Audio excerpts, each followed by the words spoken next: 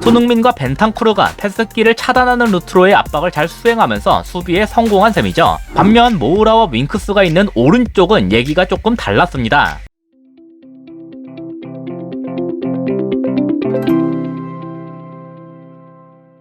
안녕하세요, 축구보는 기자입니다. 토트넘이 울버햄튼에게 0대2 완패를 당했는데요. 이날 경기 후 인터뷰에서 콘테 감독이 시뻘개진 얼굴로 나타나면서 이날 경기에 대해 얼마나 분노했는지를 미루어 알 수 있었습니다. 물론 경기를 보던 토트넘 팬분들께서도 못지않게 화가 많이 나셨겠죠. 그래서 오늘은 토트넘의 수비에서 정확히 뭐가 문제였는지에 대해 분석해봤습니다. 먼저 이날 토트넘은 상당히 전방에서부터 압박을 시작했어요. 지금 보시면 울버햄튼의 최후방인데도 토트넘 선수 숫자가 상당히 많죠. 덕분에 상대의 롱패스를 유도할 수가 있었습니다. 다만 문제는 이게 정말 잘 됐을 때의 장면이었을 뿐이지 사실 대부분의 장면에서 이런 그림이 나오질 않았다는 것이었어요. 토트넘은 기본적으로 평소에 3-4-3 포메이션을 들고 나왔고 수비 시에도 그 대형이 크게 변하진 않았습니다. 울버햄튼은 이런 토트넘의 수비 방식을 어떻게 부술지 꽤나 고민을 많이 했던 것 같아요. 울버햄튼은 토트넘과 마찬가지로 3백이었지만 중원 숫자는 하나 더 많은 3-5-2 포메이션이었는데요. 여기에서 라즈 감독은 하나 더 많은 중미 숫자를 적극적으로 이용하고자 했습니다. 특히 요 좌우측에 있는 컨들과 덴동커가 그 핵심이었는데요. 볼 진행 방향에 맞춰서 이 중미들에게 측면으로 빠지게끔 요구했어요. 그러니까 크게 측면으로 벌린 센터백까지 포함하면 순간적으로 측면에만 3명을 두게 되는 것과 같았습니다. 토트넘의 윙백은 일단 기본적으로 울버햄튼의 윙백들을 전술적 마크맨으로 두기 때문에 이런 움직임에 맞춰서 올라가기가 쉽지 않았어요. 그렇다고 중미가 막 따라가자니 중원에 딸랑 하나만이 남게 된다는 우려가 남았습니다. 그래서 토트넘의 중미들은 쉽게 이 중앙 자리를 벗어나질 못했는데요. 그래서 좌우측 중미가 측면으로 빠져도 함부로 붙기가 어려웠습니다. 특히 토트넘 기준 우측에서 이런 문제가 두드러지게 나타났는데요. 이건 울버햄튼이 여길 집중적으로 노렸다기보단 좌측에선 손흥민과 벤탄쿠르가 이런 수적 열쇠 문제를 잘 감춰졌기 때문이었어요. 울버햄튼이 우측 센터백에게 볼을 넘길 때 손흥민은 이런 식으로 압박을 붙었는데요. 울버햄튼의 우측 중미인 덴동커에게 향하는 패스키를 차단하는 루트로 갔다는 것이 중요했습니다. 때문에 킬먼은 덴동커가 측면에 빠지더라도 이쪽으로 패스를 주기가 어렵게 됐어요. 손흥민이 오고 있으니까 아주 여유롭게 패스를 택할 시간도 없었죠. 다만 아까도 말씀드렸다시피 구조적으로 중원 숫자 자체가 부족하기 때문에 네베스에게 향하는 패스길까지 막지는 못했습니다. 그래서 이런 식으로 볼을 투입한다면 다시 덴동커를 활용할 수 있으리라 기대할 법했는데요. 이때 벤탄쿠르의 움직임이 이걸 막았어요. 손흥민과 마찬가지로 벤탄쿠르 또한 덴동커에게 향하는 패스길을 차단하는 루트로 네베스를 압박했습니다. 그러니까 덴동커가 순간적으로 마크맨이 없어지게 됐음에도 울버햄튼은 얘를 통해 측면 전개를 하기가 아주 힘들게 됐어요. 실제 경기 장면에서는 이렇게 나타났습니다. 지금은 중앙 센터백인 코디가 우측 센터백인 킬먼에게 볼을 넘기고 있는 상황인데요. 볼이 투입되는 순간부터 이미 손흥민이 이렇게 뛰어가고 있는 걸 볼 수 있습니다. 우측 중미인 덴동커 뒤에 벤탄쿠르가 있긴 하지만 손흥민이 패스키를 차단하는 루트로 압박을 가했기 때문에 얘 쪽으로 아예 패스가 시도되지도 못하게끔 만들 수 있었어요. 결국 킬먼은 중앙에 위치하고 있는 네베스에게 볼을 넘겼는데요. 그러니까 이번엔 벤탄쿠르가 네베스를 압박하러 나왔습니다. 아까 그림에서 말씀드렸던 대로 덴동커에게 향하는 패스키를 차단하는 루트로 가고 있죠. 그래서 지금 덴동커에게 토트넘 선수가 붙을 수 없음에도 네베스가 이쪽으로 패스를 줄 수가 없어졌어요.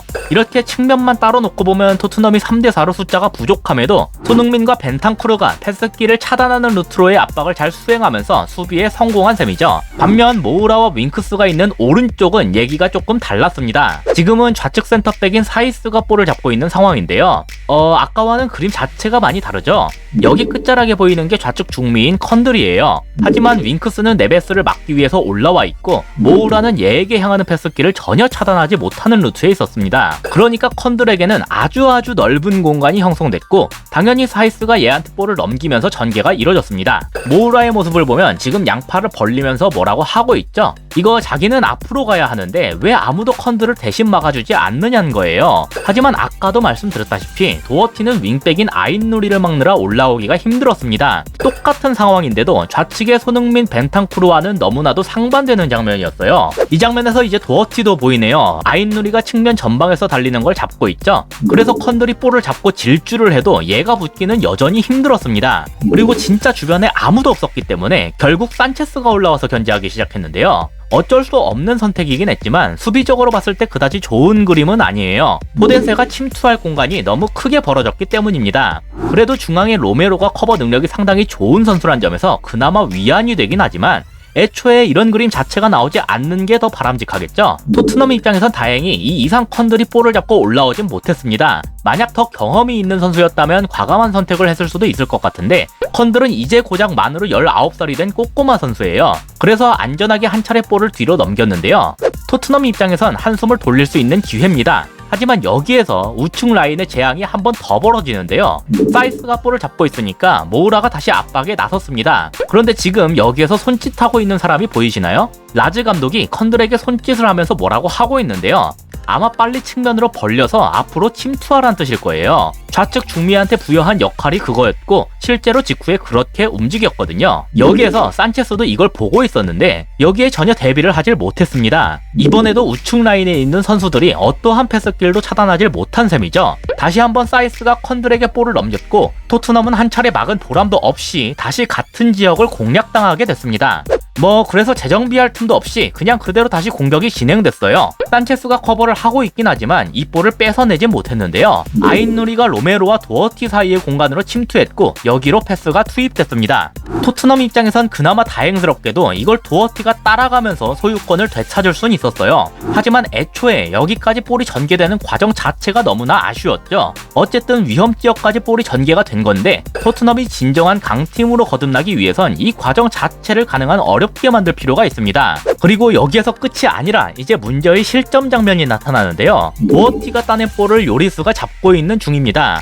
그리고 이렇게 소유권이 토트넘에게 넘어가니까 울버햄튼 전방에 있는 선수들이 그대로 다시 압박을 시작했어요. 요리스가 윙크스에게 바로 넘기기엔 어려웠는데 포덴세가 이런 식으로 달려왔기 때문입니다. 그래서 벤 데이비스에게 볼을 넘겼는데요. 이게 굉장히 부정확하게 날아갔어요. 이게 울버햄튼에겐 아주 좋은 먹잇감이 됐습니다. 데이비스가 볼을 받은 직후의 모습이에요. 울버햄튼의 상징이 늑대인데 그야말로 늑대떼가 몰려온 것 같은 느낌이네요. 데이비스가 볼을 줄 곳이 전혀 없었습니다. 요리스나 로메로 쪽은 포덴세 때문에 줄 수가 없고 세세뇽 쪽에는 세메두가 이미 아주 타이트하게 붙고 있는 상황이죠. 벤탄쿠르가 그나마 공간을 조금 확보한 상태이긴 하지만 라울이 이런 식으로 압박하면서 얘에게 향하는 패스키를 완벽하게 막았기 때문에 데이비스 입장에선 벤탄쿠르에게 볼을 넘길 기회가 없었습니다. 그래서 그냥 어거지로 롱패스를 때렸는데 이게 멀리 가지 않으면서 중간에 끊겨버렸어요. 전방 압박의 무서운 장점이죠. 높은 위치에서 볼을 끊어냈기 때문에 토트넘은 수비가 제대로 정비되지 못한 상황이었습니다. 이 과정에서 덴동커에게 순간적으로 너무 많은 공간을 내줬고 이게 그대로 추가골로 이어지게 됐죠. 이 실점 과정에서 가장 임팩트가 있는 부분은 요리스의 킹미스이긴 했어요. 하지만 전방에서부터 패스킬 차단을 전혀 신경 쓰지 않았던 모우라의 안일한 플레이로 측면 공간을 컨들에게 너무나 쉽게 내줬다는 점과 한 차례 이를 저지할 수 있었음에도 연속해서 이 부분을 놓치면서 재차 공격을 이어갈 수 있게끔 허용했던 점이 근본적인 문제였고 반대로 울버햄튼은 상대의 실수를 놓치지 않고 성실하게 패스킬 차단 및 압박 플레이를 펼치면서 기회를 살려냈다는 점을 절대 간과해서는 안 될 겁니다. 이상으로 오늘의 영상을 마치도록 하겠습니다. 시청해주셔서 감사합니다.